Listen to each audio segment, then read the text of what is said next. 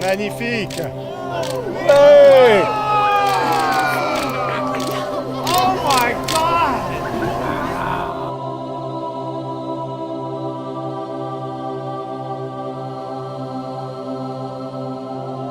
Après avoir observé l'éclipse totale de soleil du 21 août 2017 aux USA, nous nous sommes engagés sur la route de l'ombre de la Lune. Les paysages de l'Idaho que nous continuons de traverser ce mardi 29 août sont toujours aussi grandioses et ne finissent pas de nous étonner par leur variété. Nous allons faire une toute petite entorse, bien involontaire, en sortant très légèrement après la petite ville d'Arco de la route de l'ombre lunaire. Mais cette erreur de parcours va nous faire passer dans un monde géologique extraordinaire, celui des cratères de la Lune. Ce lieu si calme, mais au passé volcanique si violent, a même servi de zone d'entraînement à la recherche géologique pour les astronautes des missions Apollo.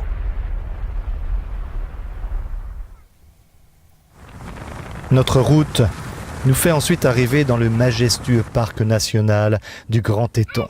Ce site de montagne avait été choisi par beaucoup de personnes pour l'observation de l'éclipse du fait de sa célébrité et par la beauté de ses montagnes. Nous y rencontrerons Robert Hoyle, qui est rangers, mais aussi astronome. Il y avait 2000 personnes avec lui pour observer l'éclipse, nous explique-t-il. Il avait décidé de sacrifier 22 secondes d'éclipse totale pour être dans un panorama magnifique.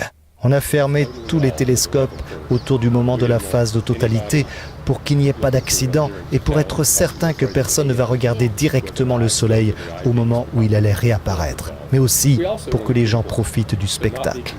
Maintenant, il attend la prochaine éclipse totale de soleil visible aux États-Unis en 2024. Il nous propose de venir l'observer. Le soir du 31 août, la Lune, désormais gibbeuse, c'est-à-dire bossue, prend de plus en plus d'importance dans le ciel et nous sert d'éclairage pour finir notre dîner près de notre feu de camp.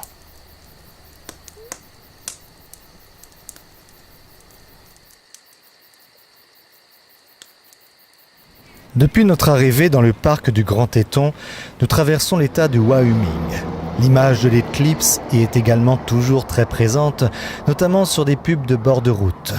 Mais désormais, l'éclipse passée, tout est à 50%.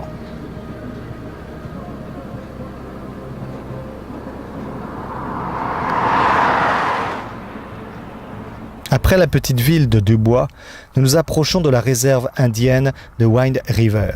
Nous ferons un campement en pleine nature face au sublime Ring Lake.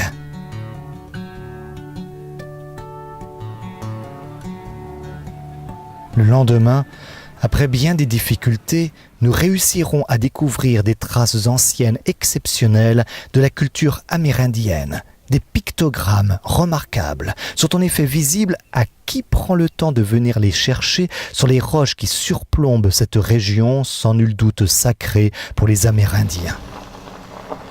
En traversant la réserve indienne de Wind River, nous arrivons à Fort Wasaaki et allons vers le mémorial dédié à une icône de la mémoire indienne, Tsakakawai. Au tout début du 19e siècle, cette jeune indienne de la tribu Shoshone, mariée à un trappeur français, devient l'interprète de l'expédition Lewis et Clark qui part découvrir les territoires de l'Oregon.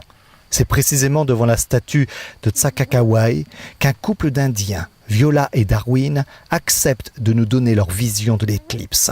Ils tiendront tout d'abord à nous souhaiter la bienvenue et nous remercient de s'intéresser à leur culture. Et Viola, qui est une indienne de la tribu Navajo, tiendra probablement à nous le dire dans sa langue.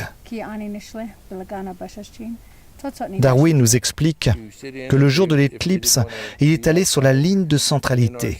Il y avait des invités. On a installé des tipis pour que les gens puissent se reposer. Dans notre culture Shoshone, nous devons être calmes, protégés et en sécurité. Quand l'éclipse est arrivée, j'ai été dans l'un des tipis et je l'ai regardé au travers du trou du tipi.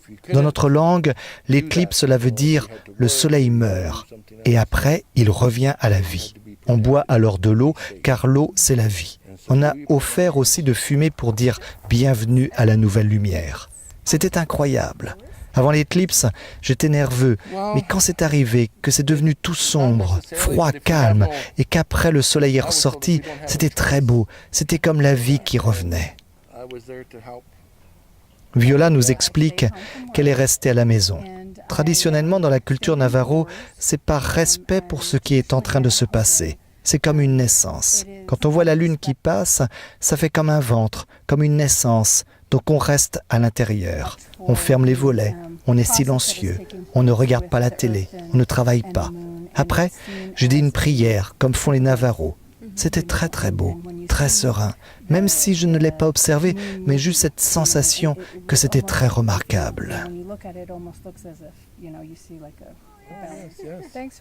Cette rencontre et ce double témoignage sur cette éclipse vécue avec le respect des ancêtres nous a touchés. Et c'est le cœur plein d'énergie que nous continuons notre aventure sur la route de l'ombre de la lune.